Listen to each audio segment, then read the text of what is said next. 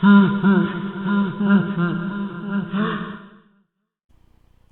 guys, this is McKinley Massacre, and this is my first, I guess what I could call a devlog video for a cosplay that I'm building, which is Freddy Fazbear, and I'm doing specifically the version from the Blumhouse movie that came out, which the costume and the animatronic was made by Jim Henson's Creature Shop, and I really enjoyed the way that they brought those characters to life. So I'm making that version specifically, and I will be using this fleece fabric, polar fleece, to cover him in instead of... I actually liked the fleece a lot better than the way the characters were portrayed in the video games was like very plasticky.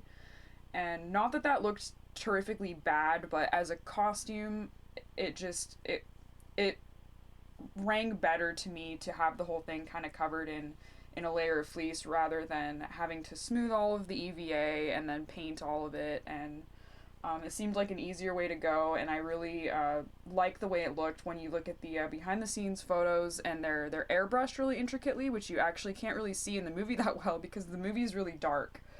But if you look at the behind the scenes, I'll put up some of the behind the scenes shots, you can actually see how interestingly they're airbrushed to look kind of dirty and old, so I'll be doing that to him as well. He's partially done now. You can see some work in progress photos of me actually building this head. If you're on my website, they should be on the page you're on that is housing this video. If you're on YouTube, you can go to my website and view my galleries, and I have the making of how I did all of this. This is all actually just EVA foam. And it's, the reason that I stopped to make this video actually is because before I cover this side with foam, I want to show you guys a trick that I did for the jaw, which I'll get to in a second. But I'd just like to go over a couple things because I'm not sure if I will actually release... Those of you that are familiar with my work, you might remember my my Obstagoon that I finished recently, Vandal. I made an entire drawn-out schematic for him that included, it was a silhouette of my body from the front and from the side, and I drew over the proportions for the suit and then did some stuff like electronics and all of those. It was basically cos plans, I guess people call them, of what I'm gonna do. I don't know if I'll release them for this guy, because I'm kind of playing around with it as I go. I don't really have anything super set in stone like I did for Vandal. But I will go over in this video really quick just some of my ideas of what I'm going to do here, because I am going to actually make him animatronic. His eyes will blink, his eyebrows will move, and his ears will move, and he will also have sound effects, which sound effects are nothing new for me. For those of you guys that have seen probably some of my other videos, will include it. I have a lot to upload. I'm a little bit behind on everything, but my costumes usually come with sound effects. So he will have the standard sound effects, which is standard to my work. I am using a different soundboard now, and I'll share that with you guys after I have it all set up. I'm currently building that, and I have the microcontroller for his animatronics, but I have none of the mechanisms actually hooked up yet. So there's nothing to really show other than just the microcontroller. So I will wait on that when it's all put together, and then I can show you guys how I'm doing that piece by piece. But the main reason why I'm making this video is because before I actually finish doing the foam work for him, I want to show you guys this trick that I did with his jaw. When you look at the reason that I do the draw out schematics for stuff like this is because the proportions are very odd for some of these characters. Like Vandal, for example, he had a very long neck and head, and like he's generally human shaped, but his proportions were just off and weird. And before I even build a prototype, which I usually do in cardboard, I need to see how big these things are going to be, how much of this material I'm going to be using, how big I should actually kind of start a build with it. And Freddy is kind of the same way. He has human proportions generally, but he's also so much bigger than a normal person. I needed to do the silhouette with a draw over just to see how big the head needed to be in comparison to me, while still having the standard body proportions, having my hands in his hands, for example.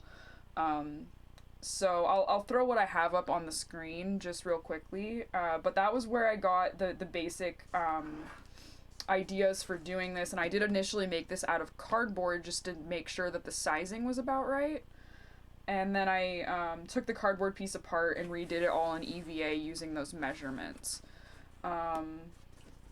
And the standard way that I build these cosplays, this is the same thing that I did with Vandal and Tesla, is the whole base is EVA foam. This is all like literally just the diamond plate EVA foam that you can find in Harbor Freight. They're actually made for floor mats. One side is smooth like this and the other side has diamond plate on it. I usually keep the diamond plate on the inside. I glued this one the wrong way, I guess because I was tired or something, I don't know. But it's not going to matter because there's going to be another layer of foam over it. But yeah, so he is all EVA foam with the exception of these white pieces here are actually 2mm styrene, which is a hard plastic that you can drill through.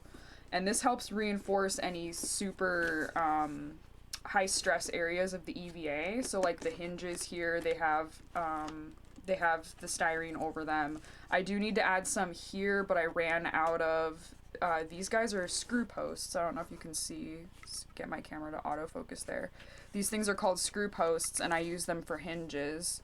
They're these little, they're like bolts, but they have a smooth center so stuff can pivot around them very easily. And I ran out of the right width that I needed for this guy to add the styrene to it, so that's just bare right now, but it will be reinforced in the future. But so this is the standard way that I generally make any cosplay that's a full body like head or like a fursuit head like this. I don't really consider him a furry, but it's the same build process.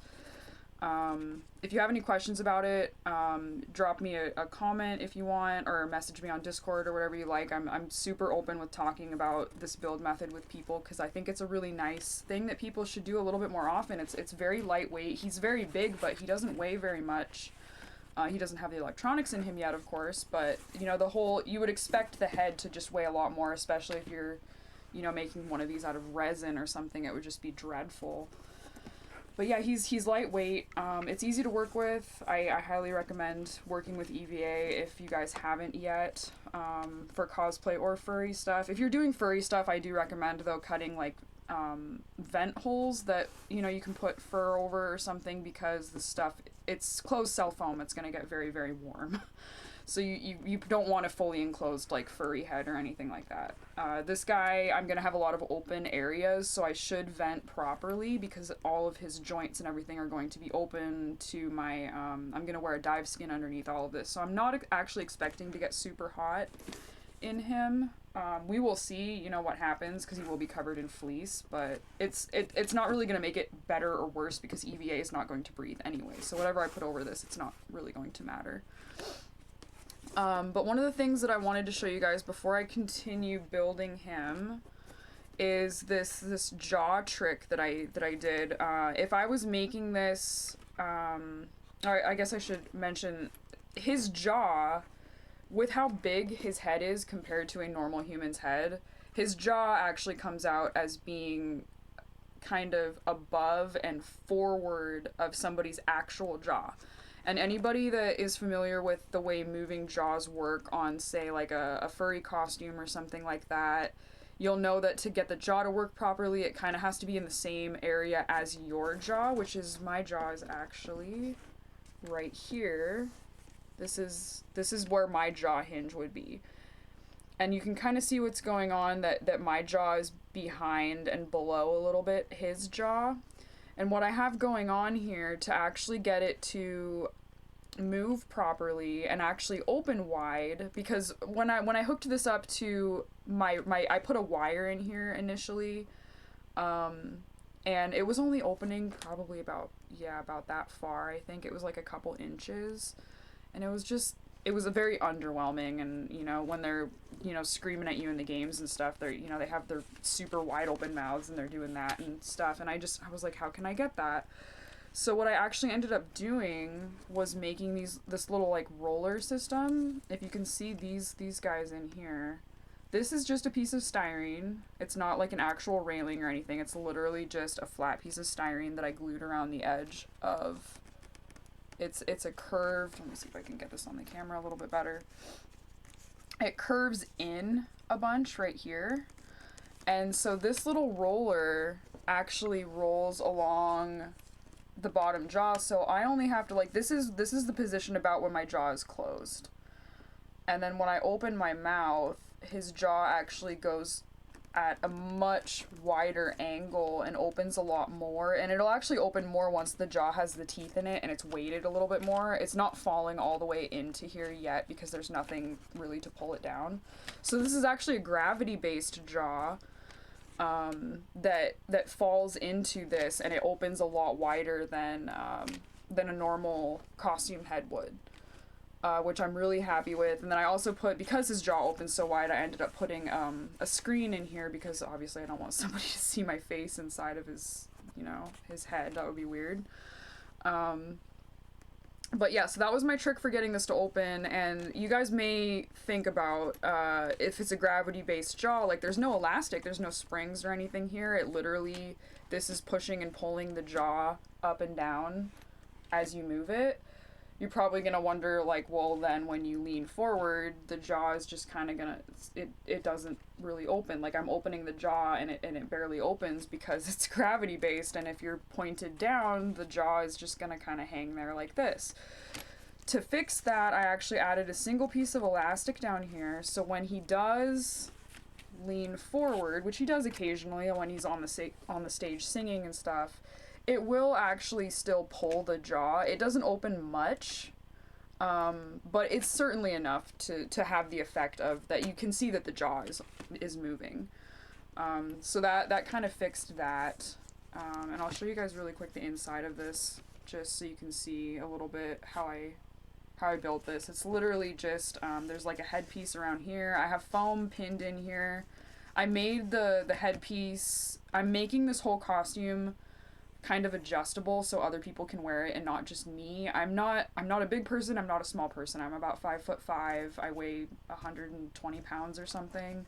I want other people to be able to wear this costume, either if I sell it or if you know, if I make another one and I want to go. I was throwing around the idea of maybe building a spring trap in the future to go with this, you know, and I just want him to be interchangeable. I don't want somebody to have to be my exact size to be able to wear him. So there's just pinned foam in here for now, but I will make removable foam in the future. And there's a removable chin cup here right now as well that allows my jaw to go in here, and it opens and closes his mouth, and you can kind of see the little mechanism here. Oh, the rollers, by the way, before I forget, the rollers are literally just screw posts with nylon spacers. By the way, they're not actual like little wheels or anything. They were super simple, and you can get this stuff at like any hardware store. It's nothing super fancy or anything like that. So that was how I did his jaw, and I'm actually pretty happy with it. And it'll be even better once I add some weight in here when I do his teeth, which will probably be Sculpey. The jaw will open a little bit more because there will be more weight to pull it down. So I'm really happy with that.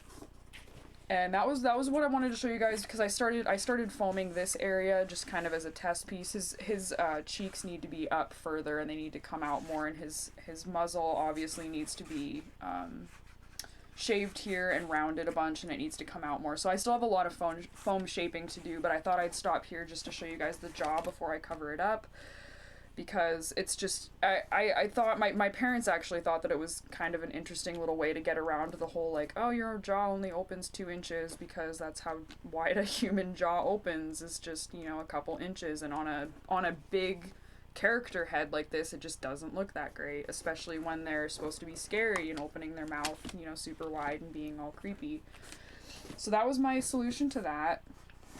And then I'll also just go over really quick some things that I want to do with him. I have a bunch of working space in here that I specifically made because, like I mentioned in the beginning of the video, I will be doing some animatronic work in here. I've been studying animatronics for a couple years actually, and never actually got around to building anything. I've been doing some pretty advanced costume fabrication for a number of years now, but I never actually got into doing full animatronics. I've only studied them. I've never actually built them into a suit. And when I saw the Five Nights at Freddy's movie, and I was like, oh my god, these are actually like gorgeous. You know, they're a great way to get into animatronics too, because they don't actually have like skin attachments or anything like that. It's literally just like open mechanics. the character's design, I mean. So they're a really nice way to start building animatronics. So I decided to start with him just for fun, and since the movie came out, and I'm a fan of Jim Henson's Creature Shop, and I love the way that they made these characters, and I actually used to not be a huge Five Nights at Freddy's fan, but some of the games caught my interest, some of the characters caught my interest, and then the movie definitely kind of solidified my, like, wow, this is, you know, they actually did a pretty good job on this. So that's how this kind of became a thing, me building him. And I'll go over really quickly, for those of you that are interested, some of my plans for doing the animatronics. I do have some little servos here, and these are actually considered vintage servos. I actually got these at a, I have a box of about 7 of these guys, and they have different, these are called servo horns, the little plastic pieces that actually rotate on here. I have a bunch of different kinds of them. I got them for free, actually. I told a guy what I was doing, and he was, like, impressed by it and said, you know, here, take this box of old servos. And I was like, oh my gosh, thank you. So I have a bunch of servos to play with. I'm using a, I'll show you guys my little setup here. And I will go over this more when I actually end up building all of the mechanics out, or the mechanisms out, and then I have all this, like, actually, this is just a breadboard, this is for prototyping and stuff. But I'm using a SparkFun Redboard, which is basically the equivalent of an Arduino Uno, and this is going to control his, all 3 of his servos. He's only going to have 3 servos in his head. The eyebrows, the eyes, and the ears are all going to run off of 1 servo each. And then he's also going to have LEDs in his eyes, because one of the things that I thought was actually really cool in the movie that wasn't in the games was that their eyes glow yellow, and then they turn red when they're angry. And I was like, that would actually be really cool. So I'm building that into it. I'm getting RGB LEDs. And so I will be drilling holes in his eyes to input those, and then that microcontroller will also be controlling the LEDs in his eyes. And all of this is going to be contained in his head. I don't have to worry about any attachments to his body or anything like that, except for the buttons. So there's going to be, like, 1 cord going from his head down to, I'm likely going to have, I expect my hands are going to be inside of his hands, but I probably won't be able to move his fingers anyway. So I'm going to build a system similar to what I did in my Zorora. Tesla has a little control board in his left hand that has his sound effects in them and his lighting effects, which I'm going to build for Freddy in here too. And then for his eyes, I actually have a little test eye here. I mean, this is going to be the final eye, but I haven't attached it to anything yet. I have 2 of these. These are 3-inch acrylic cabochons from Tap Plastics, and I did the same method that a lot of furries use for doing their eyes. Is you make the iris and everything on the computer, and you print it, and then you slap it on the back of a cabochon with E6000 jewelry glue, and it makes this really clear printed, like, perfect looking following effect eye, which is really neat. Obviously, the real animatronics for the movie do not have this. They have the surface painted eyes, and their eyes actually move in the movie. I'm not gonna bother doing that. It's a little bit beyond my my experience right now. But I will be. Oops, sorry, that was my dad closing a closet door. So these guys are going to have the following effect, and these actually look pretty cool. His eyes are a little bit lighter than in the movie. I did notice that in the video games, his eyes were a little bit lighter blue, so it kind of matches the video games more, which I'm totally okay with. It doesn't have to be exactly like the Jim Henson thing. I just was going with the, you know, the final version with the fleece I really like. But here's a little test. This is a test eyelid that I made. So you can kind of see how this is going to actually end up looking a little bit. Oop. And obviously he needs the lower eyelids too. I am not skimping. I will be doing the lower eyelids as well. I'm gonna make him as close to the actual animatronics as I possibly can. It'll probably take me a while, but we'll see how he comes out. So there's his eyes, and then to add LEDs in here, you can literally just, it's acrylic, it's plastic, so you can just, you drill a little hole in these.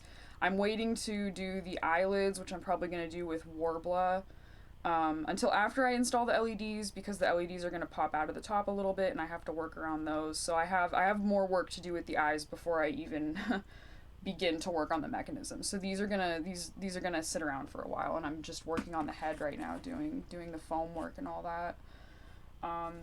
But yeah, so his eyes are gonna blink, and he's going to have upper and lower eyelids that come together like that. And that's going to be one servo probably in the center here behind here that's going to push a wire that's going to push his eyes closed and pull them open. His eyebrows, in the movie you can kind of tell that there's a I don't know how Jim Henson, or it's not technically Jim Henson, he's dead, but the people that work at Jim Henson Creature Shop. What I'm going to do, because I could tell in the movie that they pivoted in one area, so like basically if I take one of these pins out, they pivoted like that in the movie. So all I really need is to attach these via a rod on the inside and have them be pulled up or down using a servo probably attached on the inside of his forehead somewhere. They'll pull them up or down for emotion stuff. And then similarly, his ears I have attached to another piece of plastic tubing from Tap Plastics. I don't know if you can see that. There's a really thin... You can see them. I have them taped right now inside of his head because there's no mechanism yet. But this is just a 1/4-inch plastic hard tubing. It's not like vinyl tubing that's like electrical stuff. It's like actual hard plastic tubing for his ears. And I will be building the mechanism where they're going to have... pivot points just inside his head, and when the servo on the inside of his head pulls a rod up and down, it's going to actually move his ears up and down. And I have the little cutouts in his ears around here. I don't know if you can see that just barely. Then I'm going to put some styrene around just to reinforce them. So those are kind of my basic plans for his animatronics, and I will make videos as I build this stuff. This is only the first one of probably what's going to be many videos for this guy, because he's going to be a huge project. And I will make more specific videos for stuff like that as I build them. If you guys are wondering about anything else that I've done here, please just shoot me a comment or get me on Discord and I will answer. I mean, I'm very open to answering a lot of build questions, so feel free to ask me anything. And yeah, I think that's about it. I have a lot more foam work to do for him. His shaping, the back of his head needs to go out. I'm using a ton of reference photos, both from the video game and from the movie. Mostly from the movie, since that's the version that I'm going for. But they did such a good job. It's almost the same damn thing, except one of them is covered in fleece and the other one looks kind of plasticky. Some of the sound effects I will be using for him are from the video game also. But that'll just be kind of a fun little thing, like his laugh that I'm going to add in from the first game. So I have a lot more foam work to do. I just wanted to share this stuff with you guys before I go any further, and then as I get more done, I will upload more videos for you guys to kind of keep up with how I'm building him, and if you guys have any questions, just let me know, and I will do my best to answer them for you guys.